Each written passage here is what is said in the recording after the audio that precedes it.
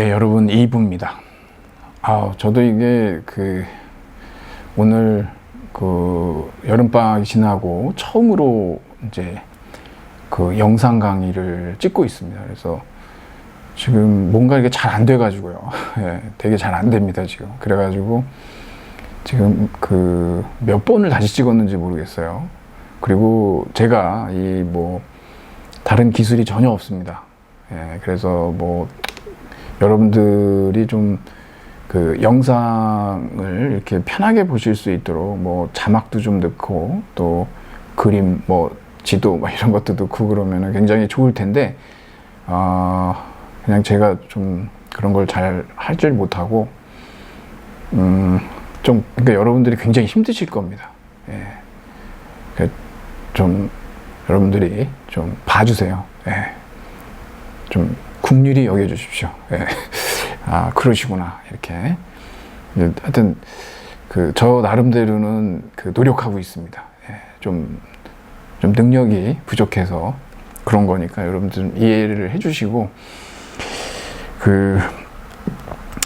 하여튼 좀 잘하면 좋겠지만. 예.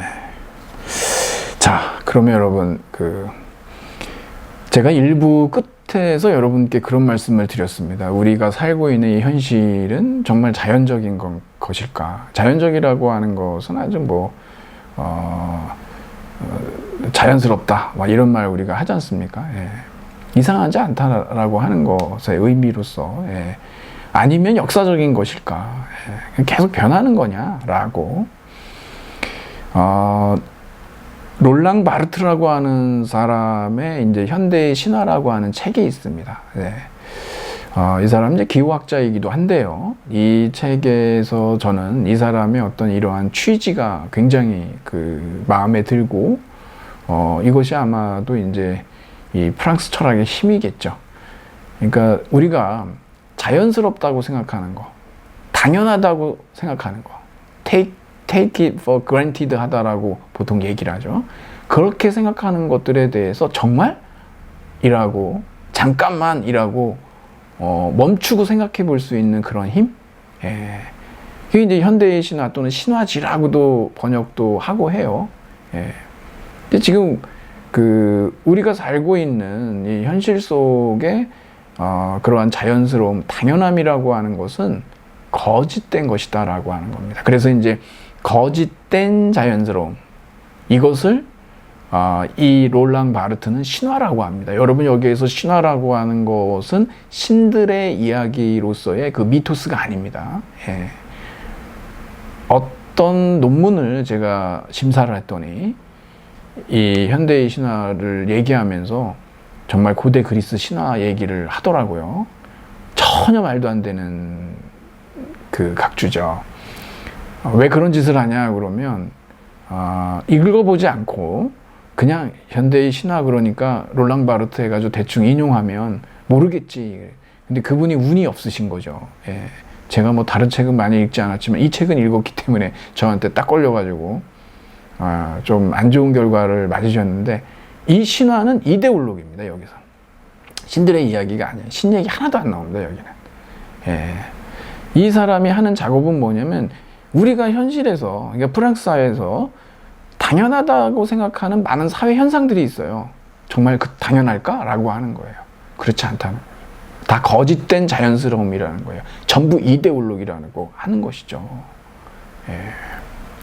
제가 이제 처음에 일부에서도 말씀드렸지만 정말 종교라고 하는, 예, 것을, 물론 여러분들이 이거를 갖다가 어떤 신앙인의 입장에서 저는 논의하고 있는 것은 아니고, 이것도 이제 종교적 이데올로기거든요. 근데 어떤 이데올로기가 다른 맞은편의 이데올로기를 보게 되면, 그것을 상호 공존할 수 있는 것으로 바라보기보다는 제거해야 하고, 배제해야 하고, 예, 어떻게 해서든지 발본색원해야 되는 것으로 여겨질 때에 전쟁과 테러가 멈출 수가 없다라고 하는 것이 이제 많은 이야기인 겁니다, 이게. 그런데 빠지지 않기 위해서는요, 우리가 이 이데올로기라고 하는 것 자체가 거짓된 자연스러움이라는 거예요. 예. 예, 역사적인 거예요. 다 지나는 겁니다, 이게. 예. 그대로 있는 것이 아니라는 거죠. 그것을 이 롤랑 바르트가 이 현대의 신화에서 끊임없이 아주 우리에게 이제 가르쳐 주고 있는 것이죠. 그래서 제가 여러분한테도 말씀드렸지만 Do not let sleeping dogs lie 그랬는데 이거 자고 있는 개를 그냥 내버려 두지 말아라 라고 하는 건데 플라톤이 어떤 대화편에서 그런 얘기를 합니다. 긁어부스럼을 만들어라. 여러분 이거 용기 없는 사람은 힘들어요 이거에. 그렇죠. 이런 거 용기 괜히 잘못 부렸다가는 어떻게 되겠습니까? 요즘에 뭐 광고에도 뭐 용기내 그러는데 뭐 하여튼 재밌습니다만 되게 어려워요 이거. 예. 특히 이제 우리 한국 사회 모난 돌이 정 맞는다라고 하는 대단한 이데올로기죠. 예. 중간이나 해라 막 이런 이데올로기입니다. 이런. 정말 따지고 보면 정말 그러냐? 누군가가 그걸 통해서 이득을 보는 사람이 있어요. 누가 이득을 보고 있겠습니까, 여러분? 그런 걸 우리가 좀 보자는 거예요. 그래서 이렇게 보다 보면 다 그런 것들이 뭐 그때는 맞고 지금은 틀리고 뭐 이런 부분들이 있는 겁니다. 우리가 이게 고전 연구를 통해서 결국은 이러한 그 시대에 우리가 살고 있는 이 시대의 거짓된 자연스러움이라고 하는 그 시대의 이데올로기, 시대의 신화를 향해서 비판할 수 있는 그러한 정신, 그것이 이제 우리 이제 고전 연구를 통해서 우리가 궁극적으로 얻으려고 하는, 추구하려고 하는 바죠. 그 작업을 좀 해보려고 하는 겁니다. 열심히 여러분하고 저하고 같이 노력을 해가지고 조금 그러한 비판적 태도를 갖출 수 있도록 한번 노력해 보죠. 여러분 지금 이 비대면 상황은요 어쩌면 이렇게 대학 교육에 있어서 상당히 기회일 수도 있고 아니면 이제 퇴보의 시작일 수도 있습니다. 근데 저는 좀 긍정적으로 보는 측면이 분명히 있는데 근데 시도해 봤더니 역시 안 되더라고요. 아주 강의 평가가 안 좋아요. 여러분이 이 비대면 수업을 여러분들이 뭘로 보시면 되냐 그러면 저는 이제 겪어보지 못하셨겠지만 뭐 얘기는 많이 들어보셨을 거예요. 이 대학원 수업 정도로 여러분들이 접근해 보시면 어떨까 싶어요. 즉 여러분들은 자기 주도적 학습, 여러분 학원 주도적인 학습들을 해보셨죠? 자기 학원에서 수업 들으면은 다 알겠는데 집에 와서 풀면 안 되잖아요. 공부는 누가 하는 겁니까? 학원 선생님이 하는 거죠. 제가 하는 게 아니겠죠. 이러면은 안 되는 거죠, 결국. 그렇죠. 제가 공부하면서 느낀 게요. 공부는 제가 하는 거더라고요. 여러분 인생도 내 인생은 내가 사는 거잖아요. 근데 가만히 보면 우리는 다른 사람 눈치 보며 살고 있고 저 사람들 잘 보이려고 물론 인정투쟁 중요해요. 그거 하지 말라는 건 아닌데 근데 근본까지 잃어버리면 큰 문제가 생기는 거죠. 어떨 때는요. 정말 내가 중요한 내 인생의 선택이다라고 할 때도 남 눈치 본다는 건 조금 바람직한 태도는 아니겠죠.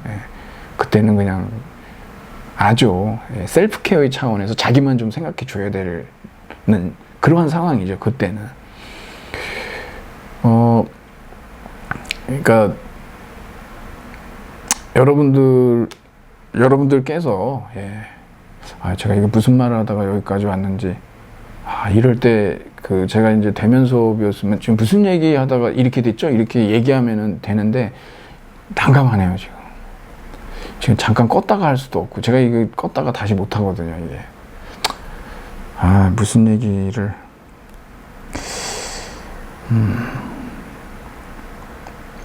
이거 기억이 안 나네요. 이게 참. 대학원수. 제가 여러분 이렇게 기억이 안 날 때마다, 어떤 생각을 하냐면은, 이게 이제, 옛날엔 안 그랬는데, 이제 점점 저도, 이거, 뭐 이렇게 하면서 내가 이 상태로 계속 대학 강의를 해도 괜찮을까, 막 이런 생각이 들 때도 되게 많습니다. 왜냐하면, 예전처럼 이렇게 잘 돌아가지가 않고 또 어떤 단어가 생각이 안 나고 심지어는 여러분들한테 제가 사실은 플라톤 얘기를 하려고 그러는데 계속 아리스토텔레스라고 반복해서 얘기하고 있어요. 나중에 제가 이제 이 영상을 다시 한번 돌려보지 않겠습니까? 아무래도. 예, 뭐 잘못됐나, 뭐 고칠 거 있나, 이런 거, 고칠 게 많죠. 근데 돌려보다 보면 막 저는 그런 지금 그 생각하고 있는 게 아닌데 말은 계속 딴 말이 나오고 그래서 아, 이거 미쳤구나. 막 이런 생각도 많이 해보고 제가 그랬어요. 잘 안 되네요. 그런 부분들이. 나이 탓인가? 뭐, 하여튼, 그런 생각들을 하게 됩니다. 근데 뭐, 저만 그런 게 아니고요. 뭐, 주변에 다들 그러시고, 위로가 되기도 하네요. 대학원 수업 다시 한번 와보죠, 여러분. 이 대학원 수업의 자세로 한번 접근해 보시면 어떻겠냐라고 하는 건 뭐냐면, 여러분, 대학원에서는요, 본인이 공부하면은 하는 거고, 안 하면 아무것도 배우는 게 없어요. 예, 그냥 다닌 거예요. 뭐 간단해요. 그런데 그게 진짜 공부예요. 대신에 정말 열심히 하잖아요. 그러면 진짜 늘어요. 엄청 늘어요, 여러분. 근데 아마 여러분은 두려우실 수 있어요. 나 이거 학원 안 다니면 나 성적 내려가면 어떡하지? 그래도 학원 또 선생님들이 막 그러죠. 너 학원 그만두면 너 그 성적 안 나와. 너 학원 다녔기 때문에 지금 이 정도 나오는 거야. 이렇게 하기 때문에 나 정말 안 돼. 뭐 두렵고 막 이래서 그냥 다녀야겠다 이러는데 여전히 뭔가 이건 아닌 것 같은데 이런 마음들이 든단 말이에요. 예. 단호하게 딱 정리하고 나와서 스스로 했으면 좋겠는데 자기 자신도 못 믿겠죠. 예. 못할 것 같고 막. 그럼 뭐 어떻게 하겠습니까? 그럼 본인이 결정을 해야 되는 문제인데 공부는 자기가 하는 거죠. 그건 뭐 간단한 얘기입니다. 그러니까 여러분 스스로 열심히 하시면 많이 배우실 수 있는 거고 여러분 뭐 안 하시면 배우는 게 없는 거고 그러면 이제 나중에 이제 저를 욕하시면 되고 뭐 그런 거죠. 예. 근데 본인이 많이 하고 그래서 많이 얻은 분들은 제가 그렇게 큰 영향을 그렇게까지 미쳤나 싶을 정도인데 굉장히 제가 황송하게도 많은 좋은 힘나는 얘기들을 해주시는 분들도 계세요. 그럴 때는 오히려 제가 되게 미안하고 더 열심히 해야겠다라고 이제 다짐을 하게 되는 계기가 되는데 여러분들도 조금 그렇게 좀 여러분들이 좀 스스로 좀 공부를 더 열심히 하시면은 좋겠다라고 하는 얘기입니다. 이건 뭐 비단 어떤 제 이 수업만이 아니고 여러분들이 앞으로 어떤 대학에서 수업을 듣든 그런 자세로 하신다면 많이 배우실 수 있어요. 예. 제가 그거는 보증합니다. 예. 근데 그냥 다니면 뭐 그냥 다니는 거죠. 예. 졸업은 하지만 뭐 저는 예전에 그런 경우도 많이 봤는데 영문과를 나왔는데 영어를 전혀 못해요. 제발 회화를 자기한테 해보라고 얘기하지 말라고 그러는 분들도 많이 있었어요. 왜 그러냐 그러면 계속 놀았거든요. 그러면 못하죠. 뭐 입학할 땐 잘했을지 몰라요. 근데 이제 그거 안 해보세요. 그러면 이제 줄죠. 그래가지고 과를 갖다가 얘기 못 하시는 분들도 봤어요. 무슨 과 나왔냐 그러면 얘기를 잘 못 하셔요. 왜냐면 해보라고 그러면 어떡할까 그래가지고 저한테 이제 솔직하게 그런 두려움이 있다라고 얘기를 하더라고요. 그럴 수 있죠, 여러분. 예. 그러니까 여러분들이 이 수업과 관련해서 여러분들이 자기주도적인 학습으로 이렇게 좀 임해 주셨으면은 굉장히 제가 굉장히 감사할 겁니다. 예, 꼭 그렇게 해주시고요. 자, 그러면 제가 마지막으로 여러분하고 또 이제 좀 무거운 주제를 하나 다루고 오늘을 좀 정리해 보려고 하는데 그렇다면 우리 한국 사회에서의 이런 어떤 거짓된 자연스러움, 한국 사회의 신화는 뭐가 있겠느냐? 굉장히 많습니다. 하면 된다, 여러분. 뭐죠? 노력의 신화. 하면 됩니까? 되긴 뭐가 됩니까? 그렇죠? 되기도 하죠. 되기도 하는데 그게 이제 그런 식의 개천에서 용나는 그런 식의 얘기들이 이제 통용되지 않는 그러한 사회로 이제 진입한 지가 오래죠. 그래서 제가 여러분한테 이제 말씀드리는 것이 하나가 뭐냐 그러면은 우리 이제 소위 능력주의라고 하는 거죠. 여러분 책이 굉장히 많이 나와 있습니다. 여러분 얘기고 그리고 여러분들이 요건 좀 알고 좀 더 고민해 보셨으면 좋겠습니다. 여러분하고 저하고 생각이 다를 수 있어요. 그리고 그거는 굉장히 잘 하시는 겁니다. 저는 여러분께 부탁드리는데 그냥 제가 공부한 내용이고 제가 지금까지 공부해서 내린 어느 정도의 잠정적인 결론인 거예요. 그러니까 여러분들이 제 생각에 동의하실 필요 없어요. 그냥 제 생각은 여러분들이 각주로 받아드시면 돼요. 책 같은 데 보시면 밑에 이렇게 설명 달려 있는 거 있잖아요. 그 정도.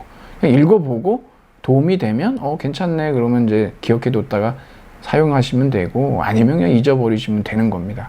여러분들이 저의 뭐 이렇게 아주 뭐 정신적인 꼭두각시라든가 뭐 제 얘기를 갖다가 뭐 아주 뭐 어떤 전문가의 결론식으로 그렇게 확대해서 받아들이지 마세요. 저 그렇게 여러분들한테 그런 대우를 받으면 부담스럽고 제가 그러기 위해서 이렇게 가르치는 거는 전혀 아닙니다, 여러분. 여러분의 생각을 갖는 게 중요해요. 예.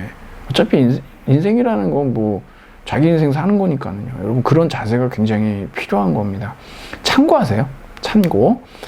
그러니까 제가 지금 여러분하고 같이 다뤄보려고 하는 것은 이 한국 사회에서의 어떤 우리 능력주의 사회라고 그러잖아요. 예. 능력하고 능력주의는 다르죠. 예. 능력이라고 하는 것은 개인의 어떤 재능, 뭐 그런 것들 가지고 우리가 이제 능력이라고 얘기를 하지만 능력주의라고 하면은 시스템이죠. 그러면 그것은 일단 사회 시스템을 말하는 겁니다. 한국 사회는 능력주의 사회냐 아니냐라는 질문을 한번 던지고 시작해보죠. 예. 여러분 우리 여기에 대한 많은 논의들이 있었고 그래서 이 능력주의에 대한 공격들이 있었고 거기에 대한 재반박도 있었지만 그렇게 성공한 것 같지 않아요. 한국 사회가 능력주의 사회다라고 한다면 뭐냐면 결국 개인의 노력과 재능에 따라서 사회적인 재화가 사회적 자원이 불평등하게 분배되는 것이 정당화되는 사회? 이게 능력주의 사회죠. 그만큼 노력하고 애썼으니까 쟤한테는 이만큼 나보다 이만큼 더 줘도 거기에 대해서는 우리가 불만을 갖지 않는 그런 불평등한 분배가 정당화되는 시스템. 그것이 이제 능력주의 사회인 거죠. 많은 사람들이 이제 그렇게 세뇌시켰죠. 이게 이제 이데올로기입니다. 이게 사회 사상이고 이데올로기인데 이것이 이제 상당히 성공을 거뒀어요.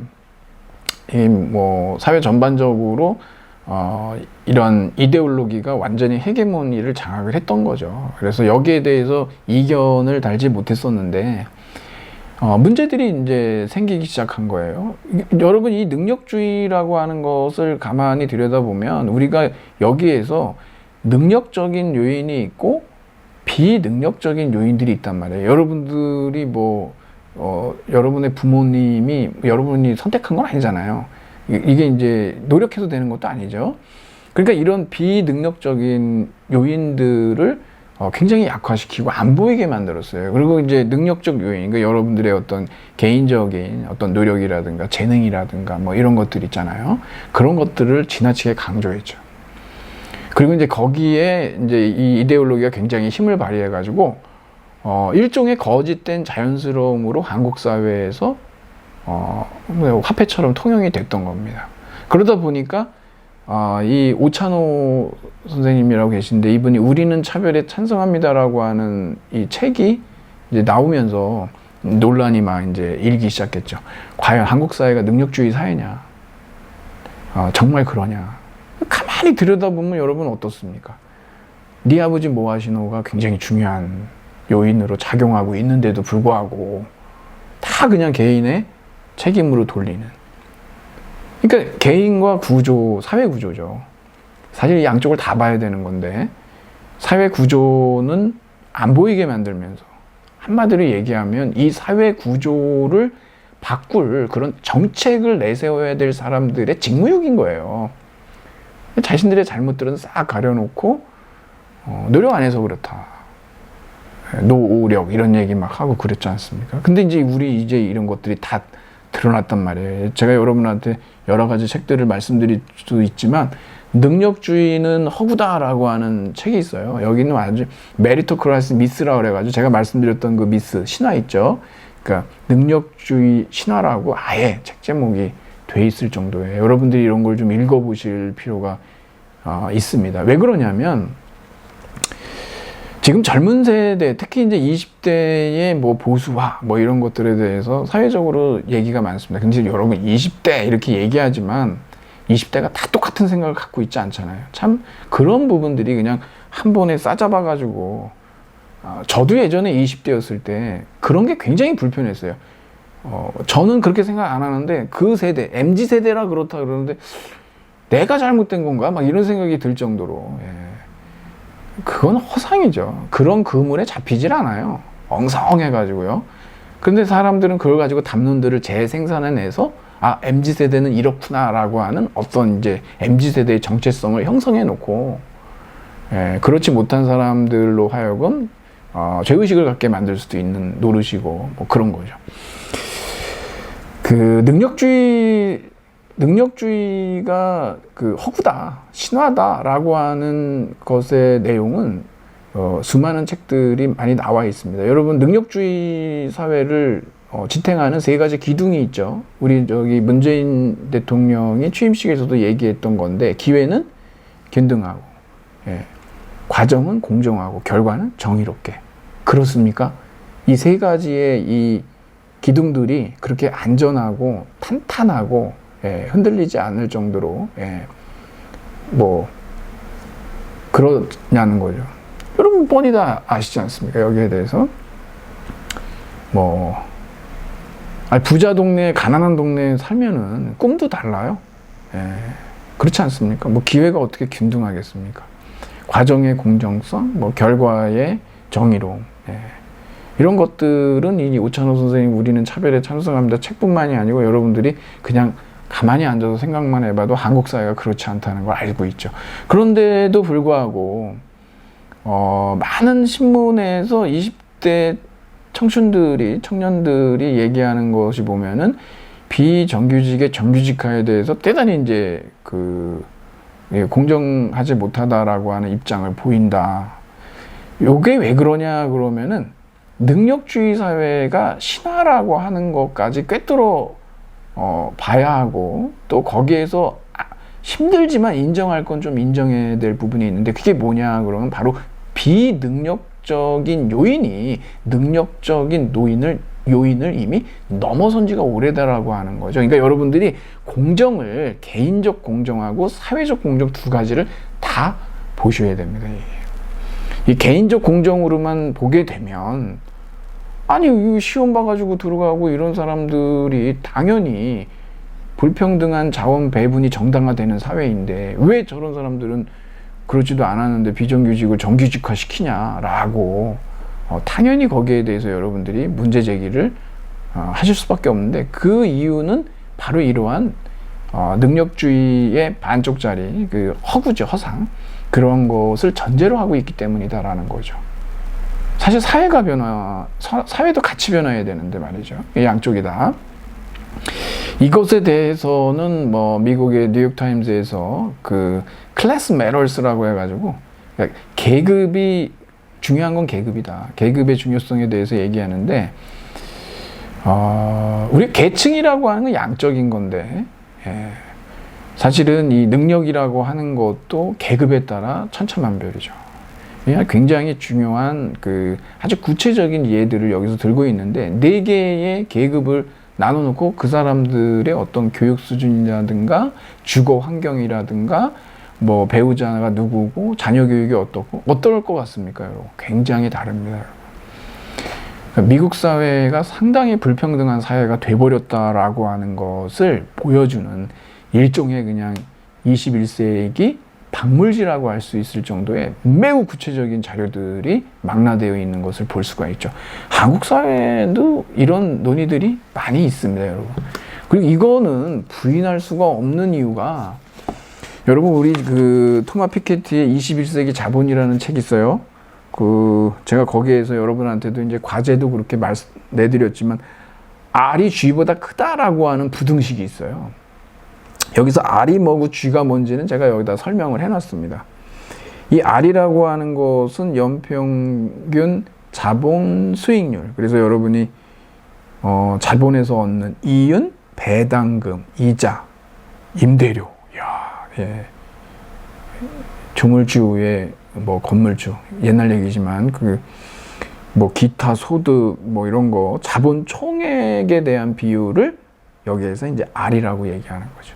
G는 뭐냐 그러면 경제 성장률인데요. 소득이나 생산의 연간 증가율. 그러니까 뭡니까? 소득이나 생산보다도 자본에서 얻는 수익이 더 커요. R이 G보다 크다.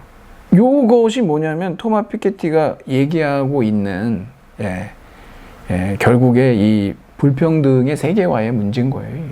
이미 이게 넘어선 지 이렇게 오래됐다는 거죠. 그러다 보면 어떤 문제가 생기냐? 거기에서 얘기하고 있지만 당연히 어떻습니까?